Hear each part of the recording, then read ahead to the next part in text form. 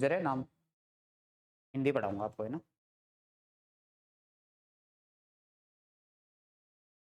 देखो अपना हिंदी का सबसे पहला टॉपिक लेते हैं, पर वर्ण से शुरुआत करते हैं। वर्णमाला का ही टॉपिक है आपका पहला। देखो इसको समझो, वर्ण है क्या। तो देखो हिंदी अपनी क्या है, भाषा। हिंदी अपनी एक क्या है, भाषा।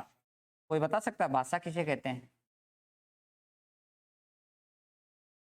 विचारों के आदान प्रदान करने का जो माध्यम होता है, उस माध्यम को क्या कहा जाता है?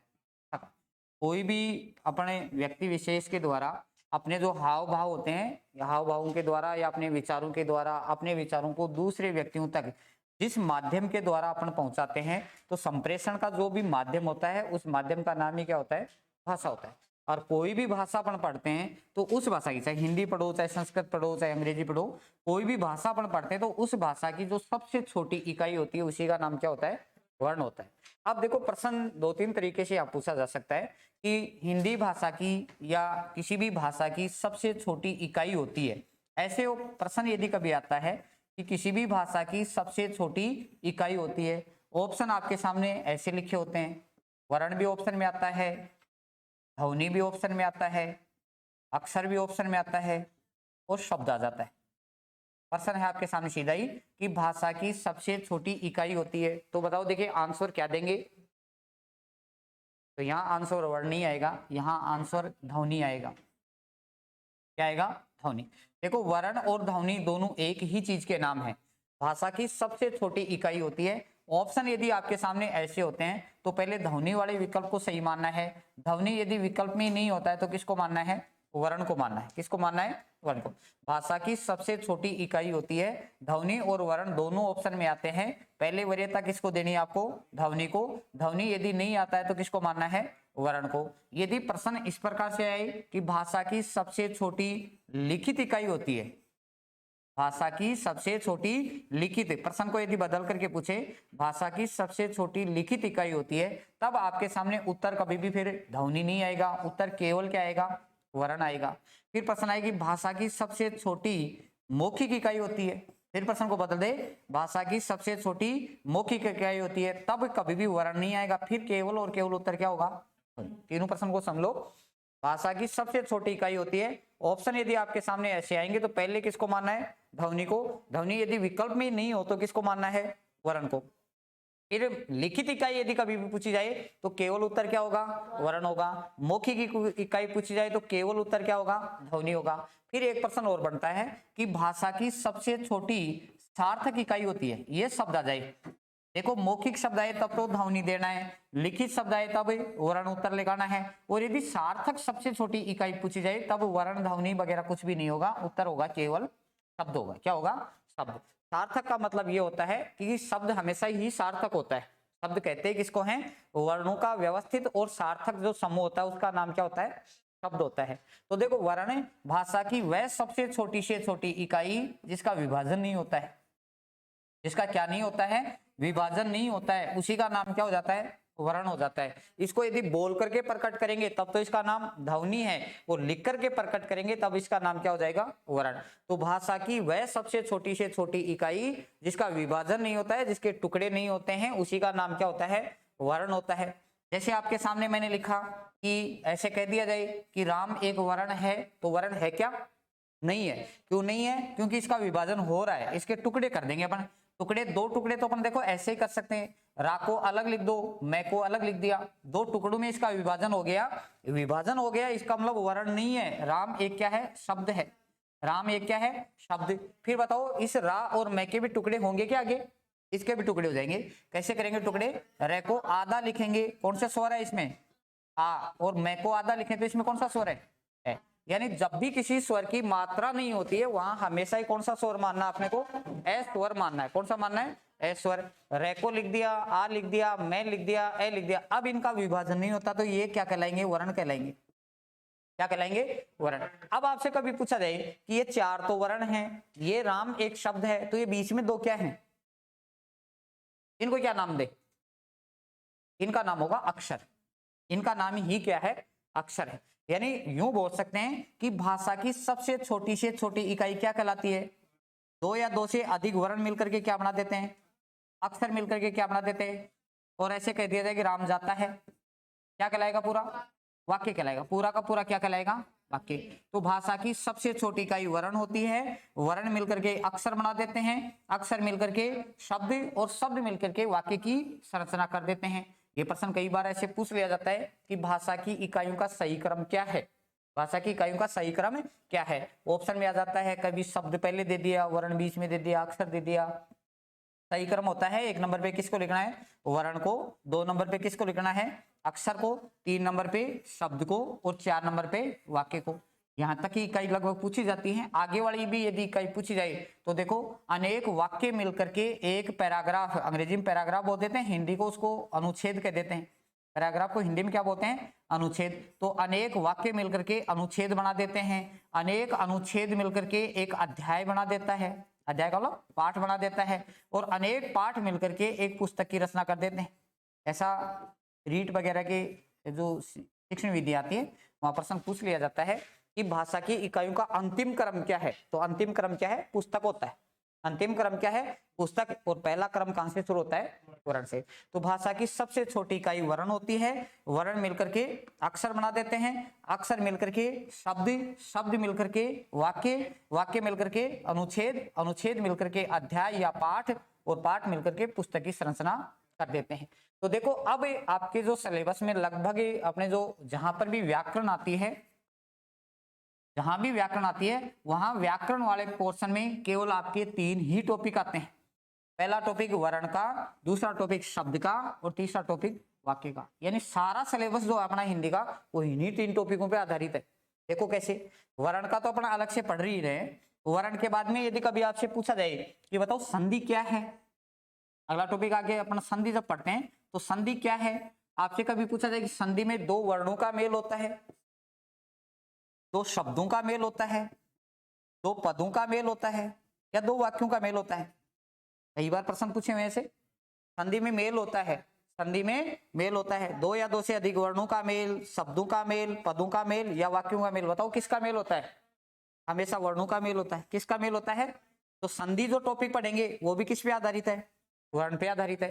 फिर आपसे कहा जाए शब्द वाला जो टॉपिक है, आपसे कहा जाए एक तो शब्द का ही वर्गीकरण पढ़ेंगे, तत्सम, तद्भव, देशज, विदेशज, तो शब्द का ही अलग से टॉपिक है।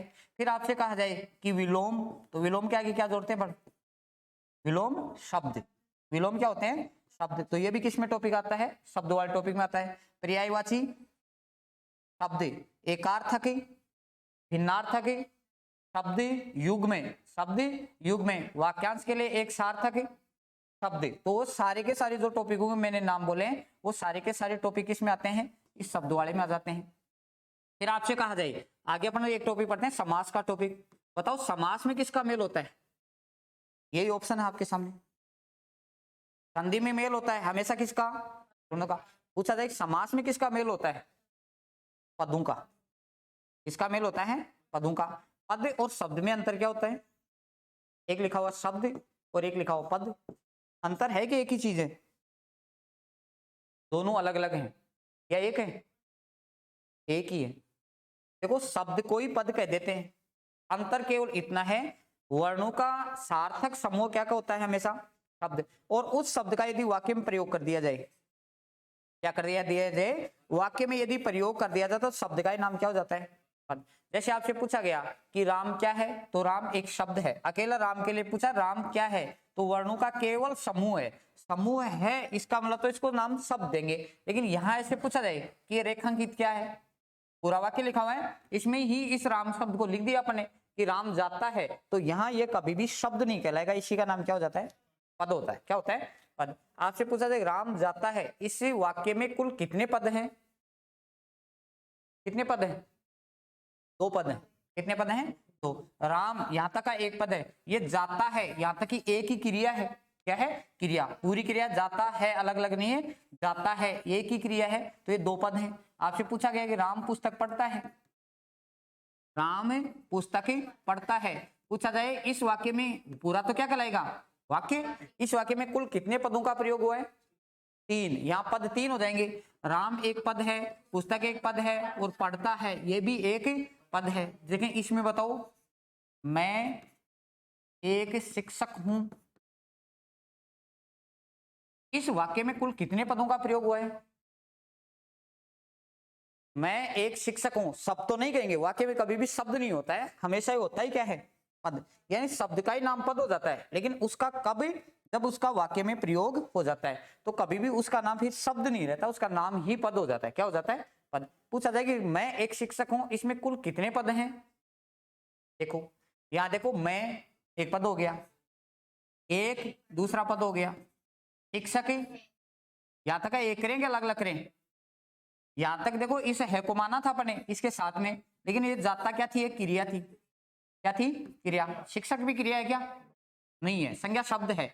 तो यहां इसको अलग से पद मानेंगे, हूं को भी एक पद मानेंगे। मैं एक शिक्षक हूं, इसमें कुल 4 पदों का प्रयोग हुआ है। कितने पदों का? 4 पदों का प्रयोग हुआ है। तो इस प्रकार से आपसे पूछे जा सकते हैं। तो कोई भी शब्द होता है, शब्द का वाक्य में प्रयोग कर देने के बाद में उसी का नाम क्या हो जाता है? पद। तो ये शब्द वाला टॉपिक होता है। समास में भी हमेशा शब्दों का ही यानी पदों का प्रयोग होता है, तो ये भी शब्द पे ही आधारित होता है। फिर वाक्य पे आधारित है, एक तो हो जाता है वाक्य का ही टॉपिक, सरल वाक्य, संयुक्त वाक्य, मिश्र वाक्य। फिर वाक्य वाले टॉपिक में आ जाता है आपके, जैसे अपन पढ़ते हैं लोकोक्ति और मुहावरे, लोकोक्ति और मुहावरे, तो भी किस टॉपिक में आ जाता है? वाक्य। यानी जितने भी आपके क्रिया का टॉपिक है, क्रिया वाला टॉपिक भी किस में चला जाएगा? वाक्य में जाएगा। किस में जाएगा? वाक्य। तो आपका जितना भी सिलेबस है पूरा का पूरा, वो इन 3 ही टॉपिकों पे आधारित, 3 के अलावा कुछ भी नहीं है आपके सिलेबस में। नाम जरूर अलग अलग दे रखे हैं वहां, शब्द का, वर्ण का टॉपिक है, शब्द का टॉपिक है और वाक्य। इनके अलावा कोई भी ऐसा टॉपिक नहीं है जो इन 3 से अलग हो। नाम उनके अलग अलग है, बाकी सारी की सारी व्याकरण है इन्हीं 3 टॉपिकों पर आधारित होती है। तो पहला टॉपिक अपन पढ़ते हैं वर्ण वाला, अपने सीक्वेंस के अनुसार ही पढ़ेंगे। वर्ण पे आधारित जो टॉपिक होंगे वो पहले पढ़ेंगे, फिर शब्दों पे आधारित टॉपिक होंगे वो एक साथ पढ़ेंगे, फिर वाक्य पे आधारित जो टॉपिक होंगे वो पढ़ेंगे। ये इनका सीक्वेंस होता है, ये इनका क्रमबद्ध होता है। तो देखो, भाषा की सबसे छोटी से छोटी इकाई का नाम क्या होता है? वर्ण होते हैं। अब आपसे पूछा जाए कि वर्ण होते कितने प्रकार के हैं? कितने प्रकार के होते हैं वर्ण? तो वर्ण होते हैं 2 प्रकार के। कितने प्रकार के होते हैं? 2 प्रकार के। बताओ, यहां पर लिखा था अपने रे, रे व्यंजन है कि स्वर है? व्यंजन है। आ क्या है? मैं क्या है? व्यंजन। ए क्या है? 2 ही चीज आ रही है। इसका मतलब वर्ण कितने प्रकार के होते हैं? 2 प्रकार के। एक तो क्या होता है? स्वर, और दूसरा क्या हो जाता है? बताओ, स्वर किसे कहते हैं? ऐसे नहीं बोलना है आई को स्वर कहते हैं। किसे कहते हैं स्वर?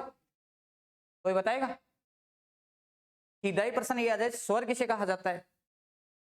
तो वे वर्ण जिनका उच्चारण करते समय दूसरे वर्णों की सहायता नहीं ली जाती है, जिनमें दूसरे वर्णों की सहायता नहीं ली जाती है, वो तो होते हैं हमेशा स्वर। क्या होते हैं? स्वर। और जिनमें हमेशा दूसरे वर्णों की सहायता ली जाती है वो होते हैं हमेशा व्यंजन। क्या कहलाते हैं? एक बार सीटेट में ऐसा प्रश्न पूछा हुआ है कि भाषा की स्वतंत्र इकाइयों को क्या कहा जाता है? भाषा की स्वतंत्र इकाइयों को क्या कहा जाता है? तो स्वतंत्र इकाइयां क्या कहलाती हैं, और परतंत्र जो इकाइयां होती है वो क्या कहलाती हैं?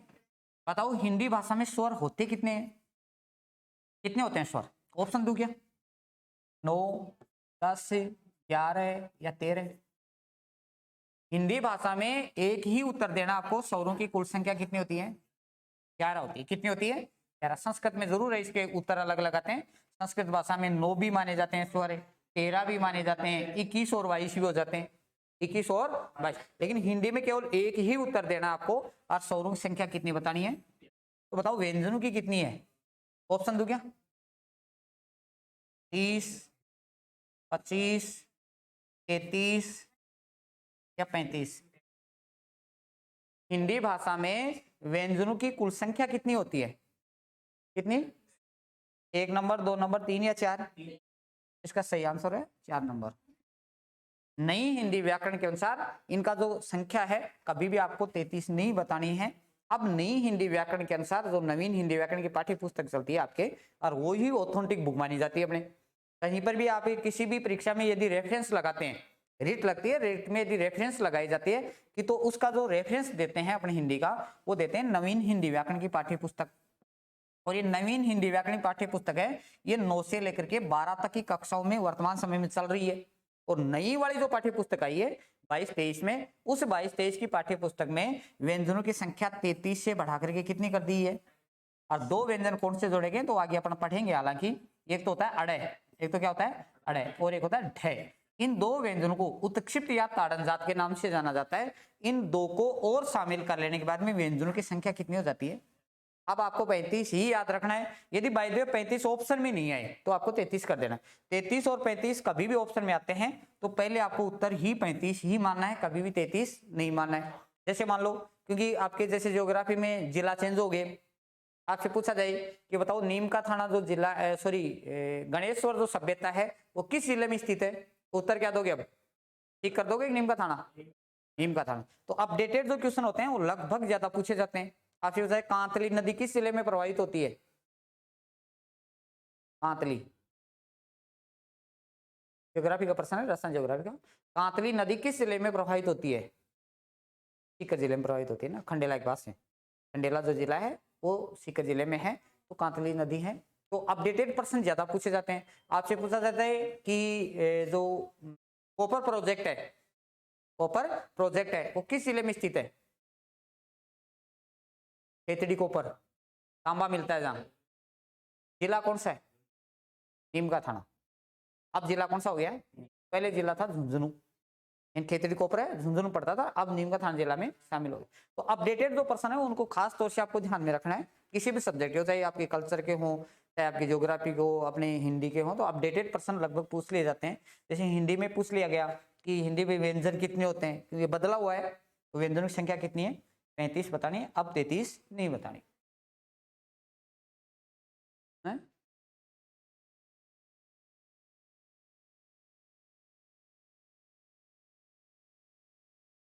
देखो अब तक की जो एग्जाम होंगी उनमें तो लगभग पीछे वाला मान लेंगे, लेकिन आगे भविष्य में होने वाली जो एग्जाम्स हैं उनमें अपडेटेड पूछा जाएगा लगभग, तो बढ़ा देंगे आपको अपडेटेड, जो गुरुजी हैं बढ़ा देंगे जो भी अपडेशन है। कि अभी तक ही इनको स्थायी रूप से मान्यता ही नहीं दी गई है, जिलों को मान्यता ही नहीं दी गई। मान्यता यदि दे देंगे तो उसके बाद में ऐसे ही पूछेंगे, ये प्रश्न पूछ, ये करंट के भी प्रश्न बन जाएंगे आपके, करंट जीके के बन जाएंगे आपके। करंट जीके में हमेशा तात्कालिक जो प्रश्न होते हैं वो पूछे जाते हैं, जैसे आचार संहिता कब लगी, ये प्रश्न ही आपसे पूछा जा सकता है करंट में। तो ये जो चुनाव वाले हैं, ये पूरे का आपको एक ही फॉर्मेट है, वो बना लेना है कॉपी में। कब आचार संहिता लगी, किस किस से कितने चरणों में चुनाव हुई, पहला चरण कब हुआ, दूसरा कब हुआ, किन राज्यों में, विशेष रूप से जैसे राजस्थान के एग्जाम देते हैं तो राजस्थान के संदर्भ में जो दो आपकी डेट है दोनों आपको ध्यान रखनी। कब इनकी मतगणना हुई, चुनाव परिणाम कब आया, और कब नई गवर्नमेंट बनी। तो ये इनमें से लगभग ऐसे प्रश्न पूछ लिए जाते हैं करंट में। तो देखो स्वर वे वर्ण जिनका उच्चारण करते समय दूसरे वर्णों की सहायता नहीं ली जाती वो तो क्या कहलाएंगे? स्वर। और जिनमें सहायता ली जाएगी वो क्या कहलाएंगे? व्यंजन। स्वरों की कुल संख्या 11 और व्यंजनों की कुल संख्या 35 होती है। कितनी होती है? 35। अब ये जो 11 स्वर होते हैं, इन 11 स्वरों को भी पुनः दो भागों में बांट दिया जाता है, और व्यंजन जो 35 होते हैं इनको 4 भागों में बांट दिया जाता है। वो चीजें अपन पढ़ेंगे। लिखो अब थोड़ा सा ऊपरी ऊपर तो लिखो आप। देखो हिंदी के अपन क्या पढ़ रहे हैं? व्याकरण पढ़ रहे हैं। क्या पढ़ रहे हैं? कोई बता सकता है व्याकरण किसे कहा जाता है? व्याकरण सीधा ही पूछा जाए व्याकरण किसे कहते हैं। चलो देखें, व्याकरण शब्द की अंग्रेजी क्या होती है? क्या होती है? उच्चारण करो देखें। ग्रामर होती है, ग्रामर होती है। देखिए स्पेलिंग लिख रहा हूं मैं, बोलना नहीं है पहले, किस कोई भी नहीं बोलेगा पहले ना, कोई नहीं बोलेगा पहले, पूछूंगा आपसे।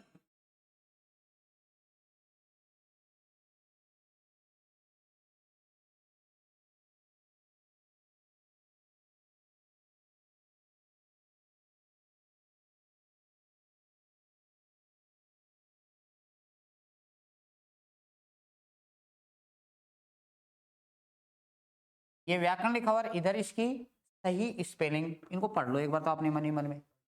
पढ़ ली? पीछे पीछे बताओ दे इसका सही मीनिंग कौन सी है। उच्चारण तो ग्रामर होता है इसका, ग्रामर नहीं होती कभी भी। इसका सही उच्चारण होता है ग्रामर। ये लो उच्चारण मैंने लिख दिया है। अब इसकी मीनिंग बताओ देखें। एक नंबर आपको बताना, एक नंबर, दो नंबर, तीन या चार, आगे कितना नंबर सही लग रही है आपको? सेकंड, रटा रटाई नहीं बोलना एक दूसरे को देख करके। उधर है।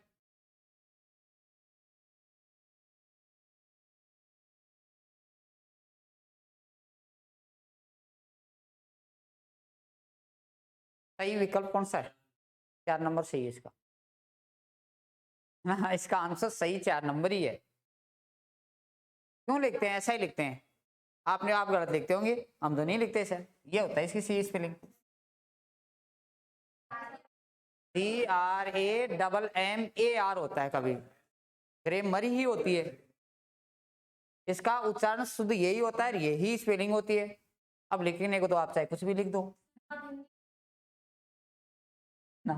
देखो इसको यूं ही याद रख लेना, ऐसे याद नहीं होता है, तो इसे इस मीनिंग को ऐसे याद रख लेना। व्याकरण जो होता है वो किसी भी भाषा को सिखाने का राममार्ग होता है। क्या होता है? राममार्ग का मतलब अच्छा रास्ता। और इसको उल्टा कर लो इधर से, देखो यहाँ क्या लिखा हुआ है आर, इधर क्या है ए, इधर क्या है राम हो गया। इधर से जोड़ो MAR, MAR, ये होता है राममार्ग। ऐसे याद रख लेना इसको। भाषा सीखने का क्या होता है? राममार्ग होता है। क्योंकि रीजनिंग पढ़ते हो ना, फिर ऐसे चीजें, रीजनिंग में से चीजें पढ़ते हो, तो इसको उल्टा कर लेना। तो ये राममार्ग होता है और इसकी सही स्पेलिंग होती है GRAMMAR होता है हमेशा ही। क्योंकि यहाँ पे शायद आप RS की तैयारी कर रहे हो ना, RS के रहे हो ना। RS मेंस में आपके 120 नंबर की तो आएगी हिंदी और 80 नंबर की आएगी इंग्लिश। IS मेंस में मुझे पता नहीं है एग्जिट नंबर कितने हैं, कितने नंबर की आएगी वो मुझे पता नहीं है, लेकिन RS तो मैंने दी है इसलिए मुझे पता है। 120 नंबर की हिंदी आएगी और 80 नंबर की आएगी आपके इंग्लिश। और चौथा पेपर होगा ये, कौन सा होगा? फोर्थ जो पेपर होगा उसमें होगा।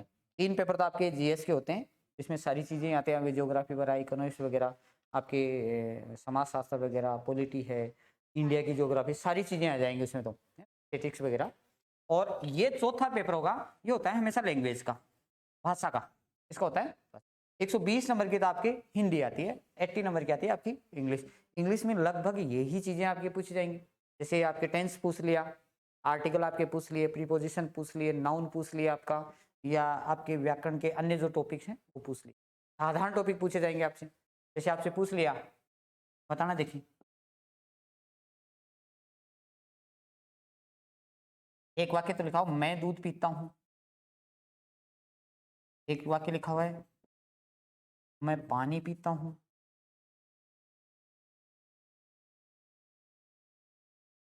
मैं चाय पीता हूं। शब्दों का ही अंतर कर रहा हूं मैं केवल।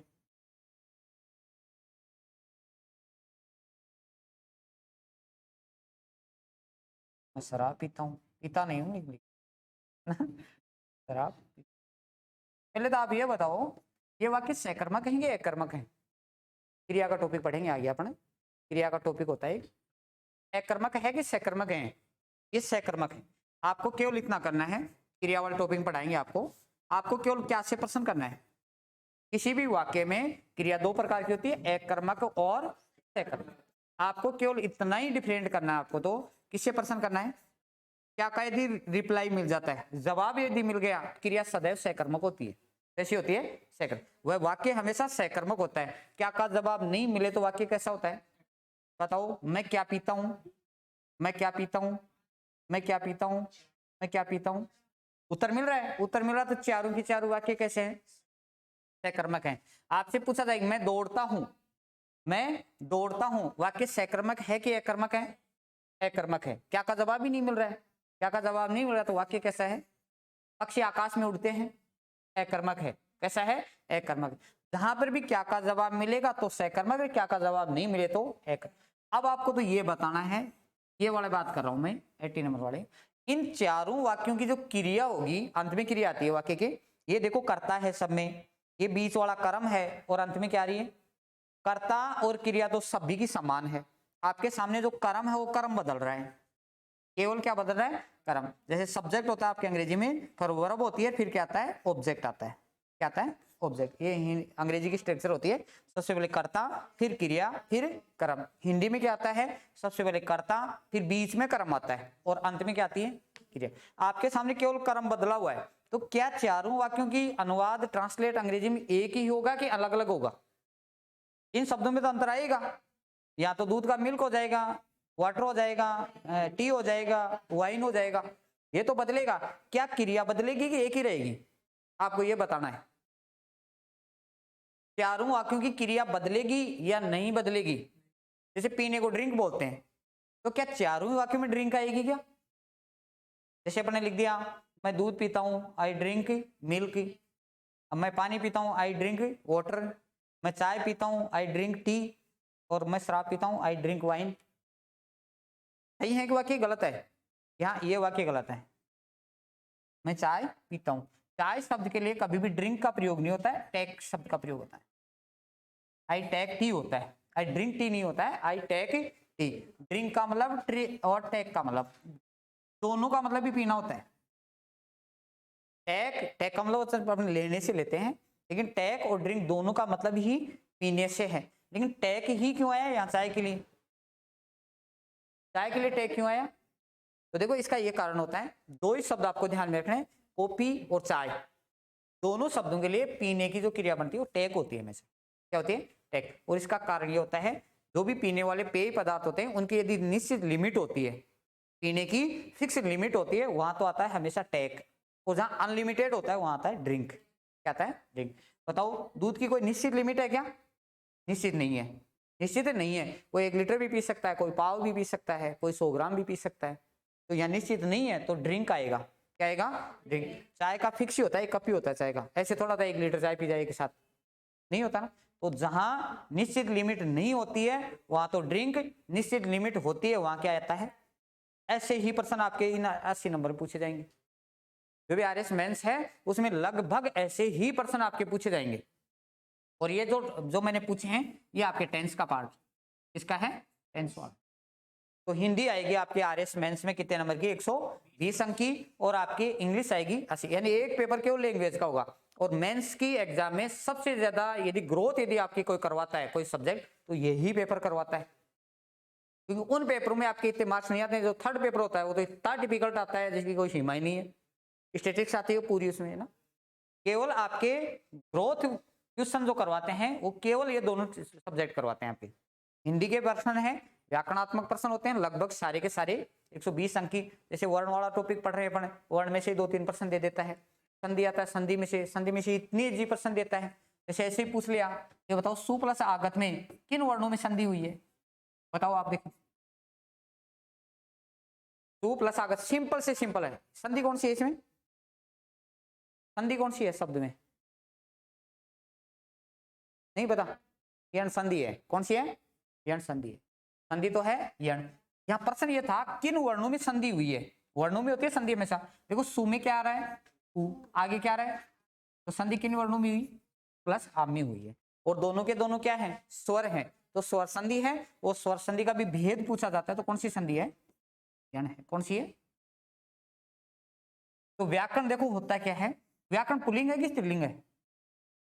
आपको कई चीजें सिखाएंगे। नहीं, व्याकरण शब्द पुल्लिंग है या स्त्रीलिंग है? हिंदी के अनुसार आपको बताना है व्याकरण शब्द पुल्लिंग का है कि स्त्रीलिंग का है। व्याकरण पढ़ा जाता है या पढ़ी जाती है? पढ़ी नहीं जाती, पढ़ा जाता है व्याकरण, है ना, पढ़ा जाता है। अपन बोलने को जरूर व्याकरण शब्द है स्त्रीलिंग में प्रयुक्त करते हैं, जबकि व्याकरण शब्द हमेशा ही हिंदी के अकॉर्डिंग पुल्लिंग का मानना है। और संस्कृत के अनुसार न पुल्लिंग का है न स्त्रीलिंग का, नपुंसक लिंग का शब्द इसका है। क्योंकि वहां शब्द होते हैं, लिंग होते हैं 3, पुल्लिंग, स्त्रीलिंग, नपुंसक। वचन भी हिंदी भाषा में होते हैं 2, एक वचन और बहुवचन। संस्कृत में 3 हो जाते हैं, एक वचन, द्विवचन और बहुवचन। तो व्याकरण होता क्या है? तो देखो, वह शास्त्र जिसके द्वारा किन्हीं भी शब्द, कोई भी शब्द होते हैं, उन शब्दों के शुद्ध रूप का ज्ञान होता है।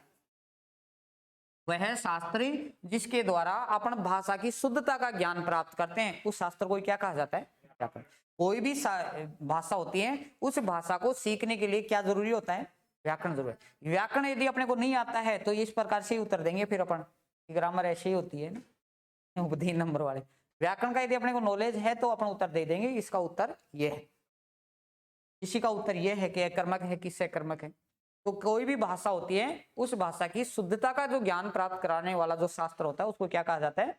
व्याकरण होता है। और व्याकरण शब्द है, इसमें कभी आपसे पूछा कितने उपसर्गों का प्रयोग हुआ है? 2। कितने उपसर्ग हैं? दो। कौन कौन से उपसर्ग हैं? एक तो वी, एक है आ, ये दो तो हैं उपसर्ग। एक करण मूल शब्द है इसका, करण क्या है? मूल शब्द है। तो वी और आ दो उपसर्ग हैं और करण मूल शब्द है। इसको वी और आ को जोड़ने से व्या बन जाता है और आगे करण। यहाँ यण संधि के अनुसार बनता है। वी और आ में कौन सी संधि कर देंगे?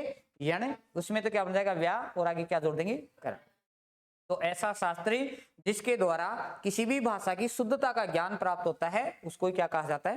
व्याकरण। और व्याकरण जो पढ़ी जाती है तो व्याकरण से जो पहला ही जो टॉपिक आता है आपका वो होता है वर्ण का टॉपिक। तो पहले तो लिखो आप व्याकरण, ये शब्द ही लिखो सबसे पहले।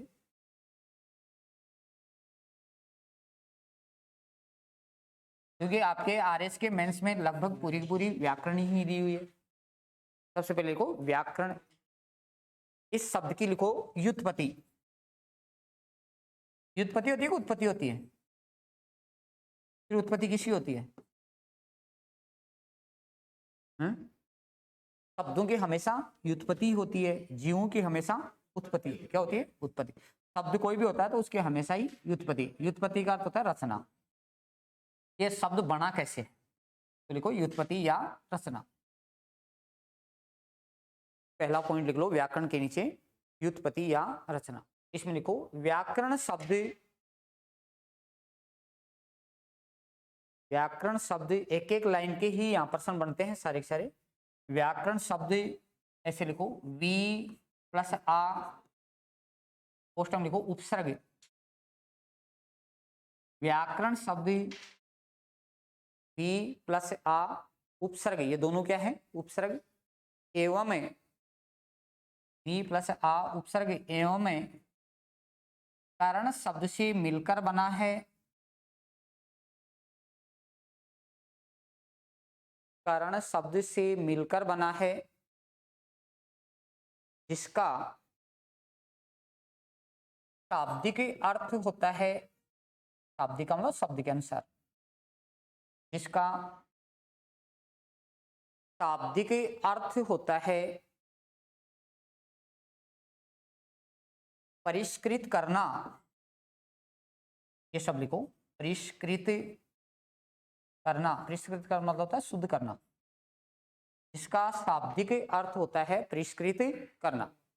अर्थात, ये तो केवल अर्थ है, अब परिभाषा लिखेंगे। अर्थात, अब लिखो परिभाषा। परिभाषा हमेशा इन्वर्टेड कॉमा बंद होती है। लिखो अर्थात वह शास्त्र, शास्त्र का मतलब पुस्तक। अर्थात वह शास्त्र जिसके द्वारा, वह शास्त्र जिसके द्वारा किसी भी भाषा की शुद्धता का ज्ञान प्राप्त किया जाता है।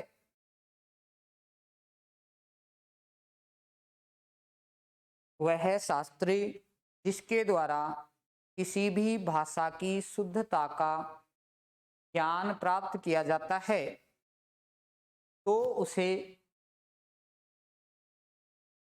व्याकरण कहा जाता है। तो उसे व्याकरण कहा जाता है। इन्वर्टेड कोमा बंद कर दो। फिर नीचे नोट लगाई, लिख लो। ये नोट शब्द हिंदी का है कि अंग्रेजी का है? NOTE। नोट अंग्रेजी का शब्द है। नोट किसका है?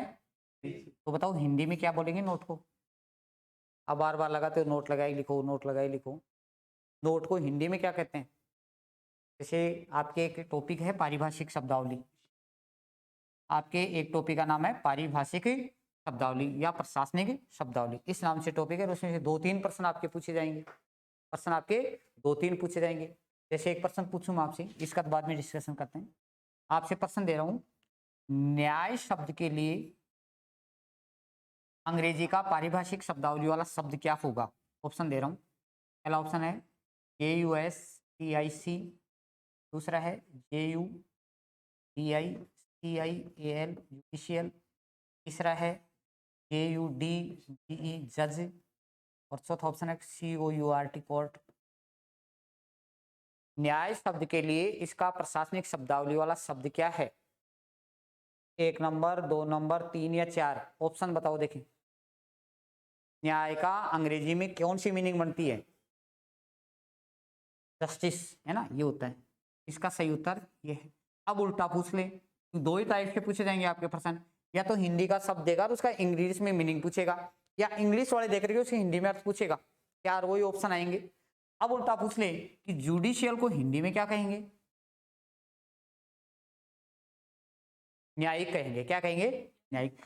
न्याय का मतलब तो जस्टिस, और इसका मतलब न्यायिक हो जाएगा। क्या कहेंगे? न्यायिक। तो जज का मतलब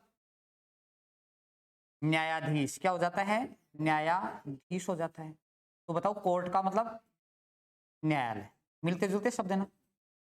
और ऐसे ही प्रश्न देगा वो आपके सामने। देखो, न्याय, न्यायिक, न्यायाधीश, न्यायालय, ऑप्शन में यही चार देगा आपके कि बताओ जस्टिस दे दिया, जुडिशियल दे दिया। जैसे ये दे दिया कि जुडिशियल शब्द का हिंदी में पारिभाषिक शब्दावली के अनुसार क्या शब्द निर्मित होता है? ऑप्शन में दे दिया न्याय होगा, न्यायिक होगा, न्यायाधीश होगा, न्यायालय, यानी मिलते जुलते देता हमेशा ही। तो इसका सही आंसर क्या है? जुडिशियल का न्यायिक होगा। क्या होगा? न्यायिक। और न्याय का क्या होगा? जस्टिस हो जाएगा। क्या हो जाएगा? जस्टिस। तो बताओ, आज से पूछ लिया जाए एडजस्टमेंट इसको हिंदी में क्या बोलते हैं? ये पूछे हुए प्रश्न है जो मैंने पूछे हैं, दोनों ही दोनों। ये एडजस्टमेंट ऑप्शन देता है व्यवस्था होगा, और बोलो देखें, व्यवस्थित दे दिया, और बताओ। एडजस्टमेंट को हिंदी में बोलते हैं समायोजन। क्या बोलते हैं? समायोजन। ऐसे ही प्रशासन से जुड़े हुए शब्द आपसे पूछेगा, ऐसे ही सब पूछेगा आपसे। जैसे आपसे पूछ लिया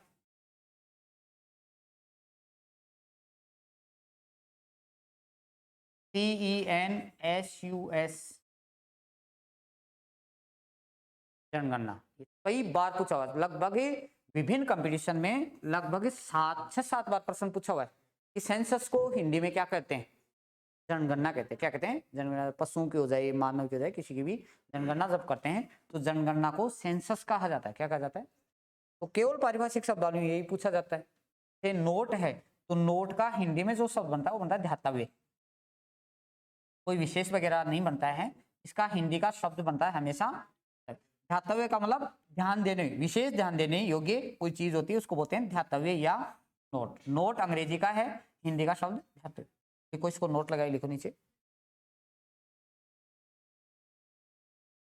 नोट में लिखो व्याकरण शब्द हिंदी भाषा के अनुसार व्याकरण शब्द हिंदी भाषा के अनुसार पुल्लिंग का शब्द माना जाता है। पुल्लिंग का शब्द माना जाता है, जबकि संस्कृत भाषा के अनुसार, वो भी लिख लो, जबकि संस्कृत भाषा के अनुसार नपुंसक लिंग का शब्द माना जाता है।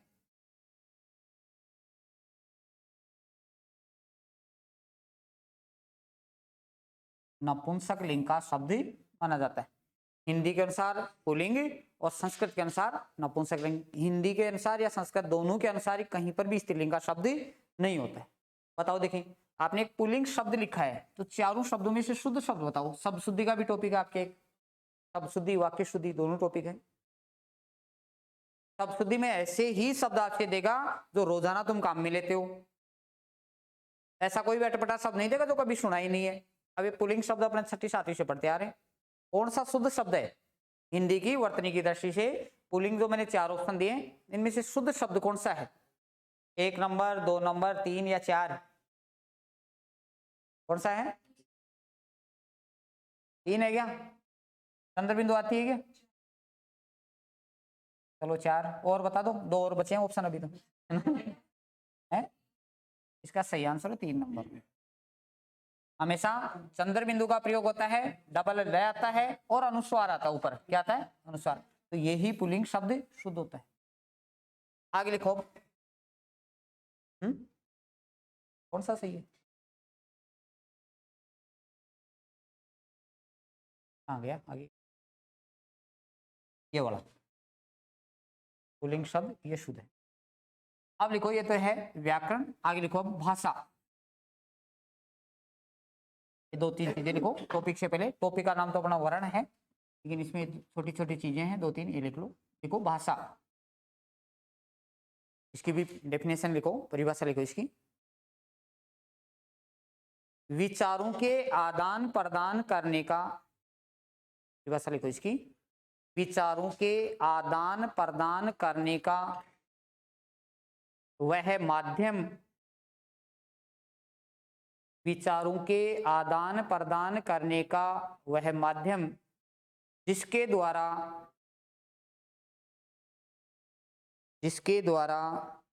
एक व्यक्ति अपने भावों अथवा विचारों को,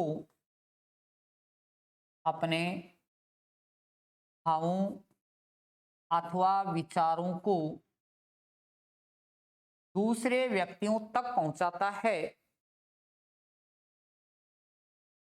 भावों अथवा विचारों को दूसरे व्यक्तियों तक पहुंचाता है, उस माध्यम को ही भाषा कहा जाता है। उस माध्यम को ही भाषा कहा जाता है। लाइन चेंज करके लिखो नीचे वाली लाइन में। अलग अलग लाइन डालते हो ना, तो ऐसे कोई भी चिन्ह लगा दिया करो इधर, फिर आपको ये पता चले कि अलग लाइन है।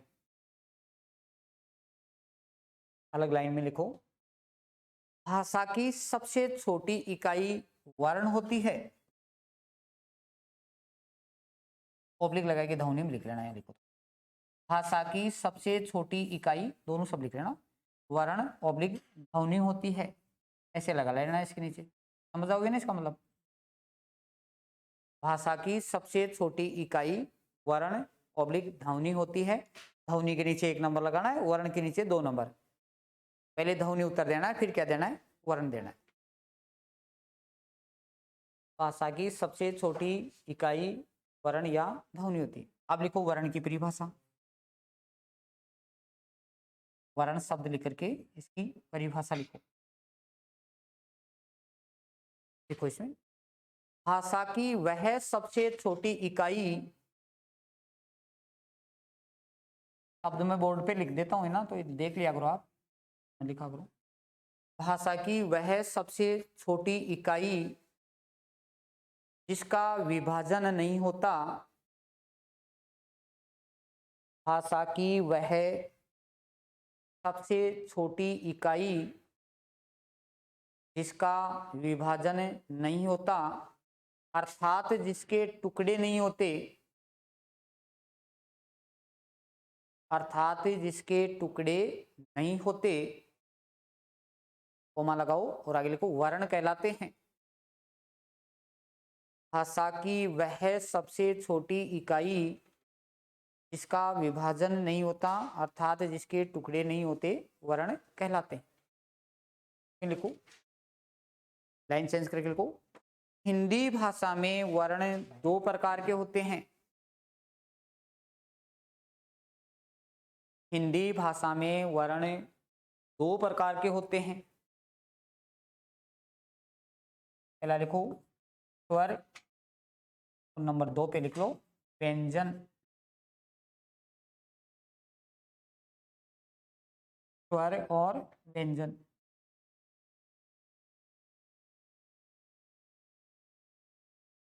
पहले लिखो स्वर,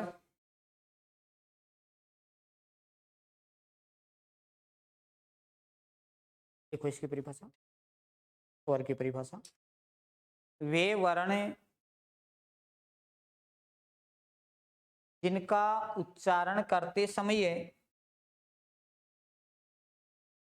वे वर्ण जिनका उच्चारण करते समय, बताओ उच्चारण शब्द में संधि कौन सी है? क्या होगा संधि विच्छेद? ऑप्शन दे रहा हूं। एक ऑप्शन में आता है उत् प्लस चारण, और एक ऑप्शन में आता है उद प्लस चारण। दोनों में से सही क्या है? उत प्लस चारण करें या उद प्लस चारण करें? तो मूल इसका उपसर्ग होता है उद। क्या होता है? उद।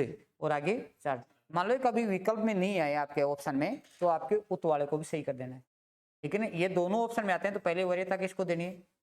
जैसे आपसे पूछा गया उज्ज्वल शब्द का संधि विच्छेद क्या होगा, कई बार पूछा हुआ प्रश्न है। उज्ज्वल शब्द का ऑप्शन में यही देता है, एक में देता है उत प्लस ज्वल और एक में देता है उद प्लस ज्वल। तो कभी भी उत को नहीं मानना है, क्योंकि ये पहले वाला शब्दांश है उपसर्ग है, और उपसर्ग जो अपने हिंदी में 22 उपसर्ग जो पढ़ते हैं, उन 22 उपसर्ग में कहीं पर भी उत नहीं लिखा हुआ है। उपसर्ग का नाम क्या है? उद है। क्या होता है? उद उपसर्ग होता है। तो पहले वरीयता इसी को देनी है आपको। ये मान लो बाय द ऑप्शन नहीं है तो इसको मान लेना है, बाकी सही ऑप्शन ये होता है उद प्लस ज्वल। तो यहाँ भी क्या होगा? उद प्लस चार। पूछा जाए संधि कौन सी है इसमें? स्वर संधि है, व्यंजन है कि विसर्ग है? बताओ, दोनों तरफ स्वर आ रहे हैं कि व्यंजन आ रहे हैं? तो व्यंजन संधि हो जाएगी। संधि कौन सी होगी? व्यंजन। यहाँ दै भी क्या है? व्यंजन। चय भी क्या है? जहां दोनों तरफ प्लस के चिन्ह के दोनों तरफ व्यंजन व्यंजन आए तो व्यंजन संधि है। दोनों तरफ स्वर स्वर आ जाएंगे तो संधि कौन सी हो जाएगी? स्वर संधि। तो व्यंजन संधि है। वे वर्ण जिनका उच्चारण करते समय दूसरे वर्णों की सहायता नहीं ली जाती, दूसरे वर्णों की सहायता नहीं ली जाती, कोमा लगाओ, जो अपने आप में स्वतंत्र होते हैं। दूसरे वर्णों की सहायता नहीं ली जाती, जो अपने आप में स्वतंत्र होते हैं, स्वर कहलाते हैं। स्वर कहलाते हैं।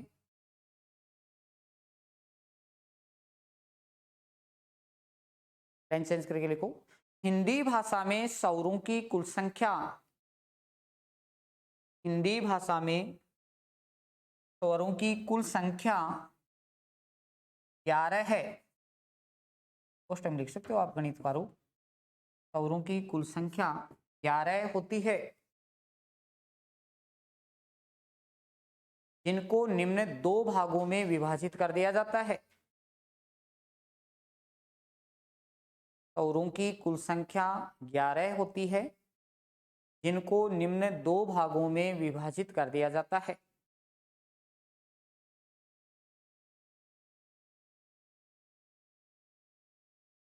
दो भाग अपन कल पढ़ेंगे। ह्रस्व स्वर और दीर्घ स्वर होते हैं, वो दो भाग अपन कल अध्ययन।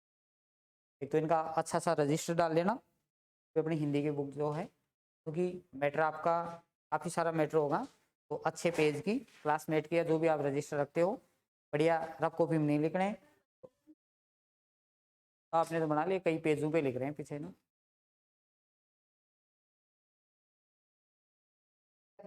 तो आप अच्छा सा रजिस्टर लेकर के उसमें बनाने नोट्स, बढ़िया तरीके से आपको नोट्स बना देने।